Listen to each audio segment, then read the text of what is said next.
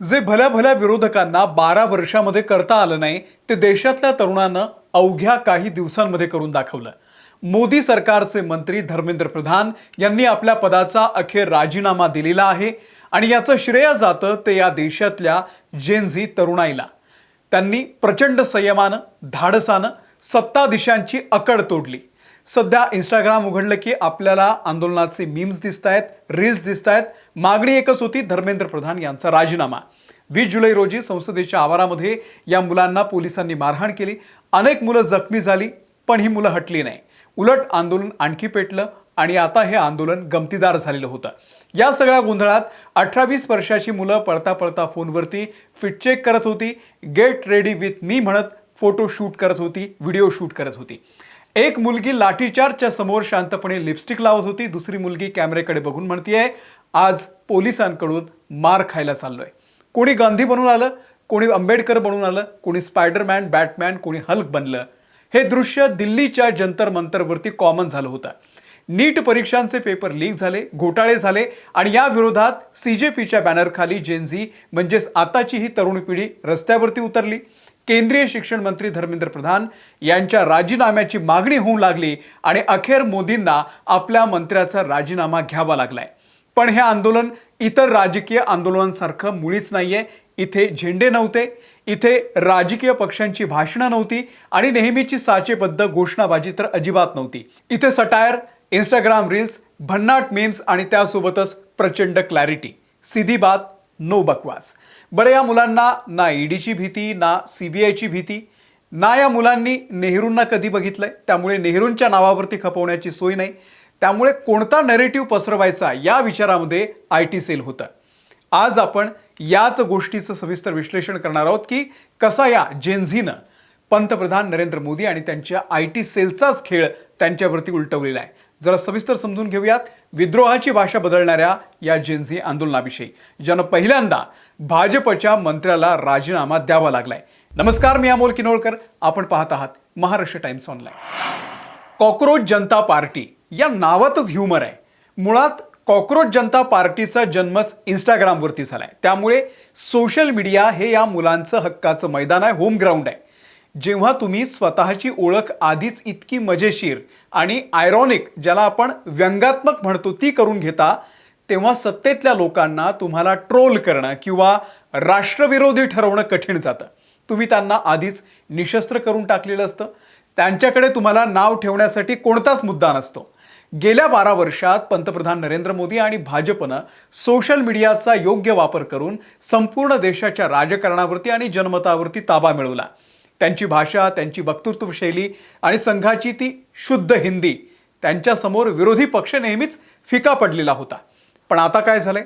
आता RSSच्या त्या औपचारिक हिंदीच्या समोर जेनझीची इंटरनेट भाषा येऊन उभी राहिलेली आहे। या आंदोलनाला राजकीय पक्षांची पारंपरिक आणि तथाकथित आदरयुक्त भाषा अजिबात नकोय, ती गायब झाली आहे। का गायब झाली? कारण राजकीय नेते आणि पक्षांची विश्वासार्हता पूर्णपणे संपलेली आहे। त्यामुळे या तरुणांच्या मनामध्ये राजकीय आदर अजिबात नाहीये। ही मुलं थेट अरे तुरेची भाषा करतात। ते चांगल्याला चांगलं म्हणतात, वाईटाला वाईट म्हणतात। बरं, या मुलांना ना ईडीची, सीबीआयची, ना कुठल्याही यंत्रणेची भीती। ना या मुलांनी नेहरूंना कधी बघितलंय, ना गांधींना बघितलंय, त्यामुळे नेहरूंच्या नावावरती खपवण्याची अजिबात सोय नव्हती। इथे घोषणा काय दिल्या जात होत्या तर, धर्मेंद्र प्रधान तुम्ही पेपर चोर आहात। एका पोस्टरवरती नवऱ्याला ढकलून देणाऱ्या सियाचा फोटो होता, सोबत मोदींचा फोटो होता। दुसऱ्या पोस्टरवरती सियासोबत धर्मेंद्र प्रधान यांना शेवटची वॉर्निंग देण्यात आली होती। एक मुलगी तर नवरीच्या वेशामध्ये जंतर मंतरवरती आली। काही पोस्टर्स तर इतके आक्रमक आणि अश्लीलतेच्या सीमेवरती जाणारे होते, पण त्यामागचा ह्युमर आणि त्यातून मिळणारा जो मेसेज आहे तो इतका थेट आणि अचूक होता की तो वाचणारा थक्क व्हायचा। शेकडो मीम्स आहेत, शेकडो रील्स आहेत, मी काय सगळ्यांचा उल्लेख करत बसत नाही, माझ्या शेजारी तुम्ही बघताय। इथे एका बाजूला सरकारी भाषा आहे, राजकीय क्लिष्ट गोल गोल मुद्दे मांडणारी भाषा। दुसऱ्या बाजूला या मुलांची थेट मुद्द्याला हात घालणारी स्पष्ट भाषा आहे। 20 जुलै रोजी जेव्हा हजारो विद्यार्थी संसदेवरती मोर्चा काढण्यासाठी निघाले, तेव्हा पोलिसांनी त्यांच्यावरती अमानुष लाठीचार्ज केला आणि अश्रुधुराचे गोळे सोडले। 100हून अधिक विद्यार्थी जखमी झाले।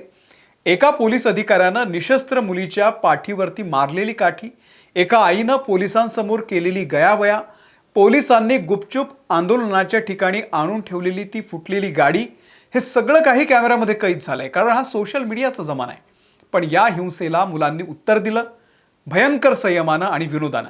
ज्यावेळी पोलीस लाठीचार्ज करत होते तेव्हा पळणाऱ्या मुलांनी त्यावरही रील्स बनवले, फिट चेक केला, मॅरेथॉनचं कॅप्शन दिलं. एका बाजूला महात्मा गांधी, डॉक्टर बाबासाहेब आंबेडकर यांचे वेश धारण केलेले तरुण येत होते, दुसऱ्या बाजूला स्पायडरमॅन, बॅटमॅन, आयर्न मॅन, हल्कू असे सगळे येत होते. त्यासोबतच तात्या विंचू असे वेगवेगळे वेश धारण केलेले मुलं येत होते. कुणी रेन डान्स केला, कुणी बॅरिगेड्स पळवले. माझ्या शेजारी तुम्ही हे सगळे पोस्टर पाहतायत, ज्यातून या मुलांनी सत्ताधाऱ्यांचा इगो त्यांच्याच भाषेमध्ये जिरवलेला आहे. कदाचित जुन्या पिढीला वाटेल की ही मुलं मार खाऊनही इतकी चेष्टा कशी काय करू शकतात, किंवा यांना गांभीर्य नाहीये का?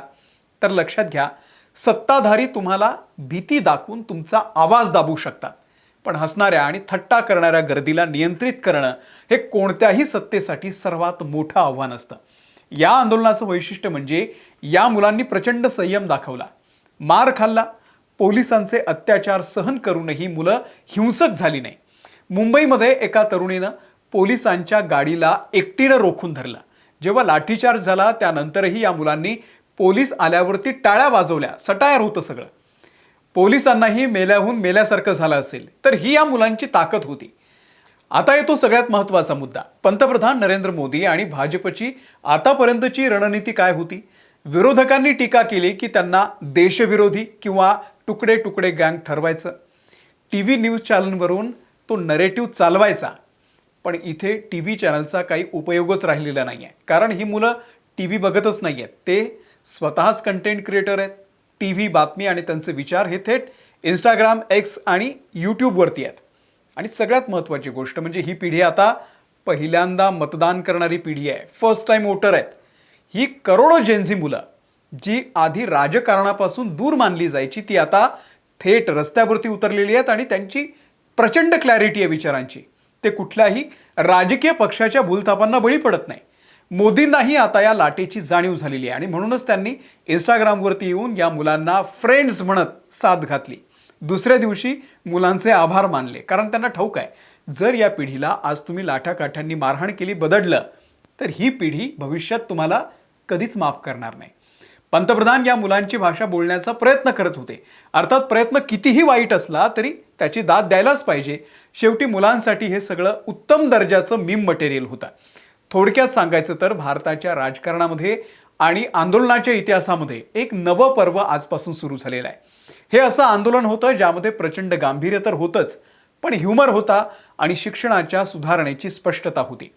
त्यासाठी सोशल मीडियाचा उत्तम वापर या जेनझीनं करून दाखवलेला आहे. एरवी ही पिढी वाया गेलेली आणि गांभीर्य नसलेली असं समजलं जातं, पण याच पिढीनं प्रचंड शक्तिमान सत्ताधीशांच्या खुर्चीला हादरे दिले, नवी ती खुर्ची काढून घेतली आहे. जेनझीनं हा हसत खेळत आणि टोमणे मारत आंदोलन करण्याचा अवलंबलेला मार्ग आणि तो प्रचंड यशस्वी झालाय. मोदींना झुकवलंय पहिल्यांदा. त्याबद्दल तुम्हाला काय वाटतंय? कमेंट करून नक्की सांगा. हा व्हिडिओ तुमच्या एखाद्या ओळखीतल्या नातेवाईकाला जो जेनझी आहे त्याला शेअर करा. आणि आमच्या महाराष्ट्र टाइम्सच्या यूट्यूब चॅनलवरती या आंदोलनाचे सगळे अपडेट आम्ही तुम्हाला पोहोचवतोय. तुम्ही चॅनल सबस्क्राईब केलं नसेल, चॅनल सबस्क्राईब करा. फेसबुक आणि ट्विटरवरती सुद्धा आहोत आणि त्यासोबत इंस्टाग्रामवरती सुद्धा आहोत. तिथेही फॉलो करा. धन्यवाद.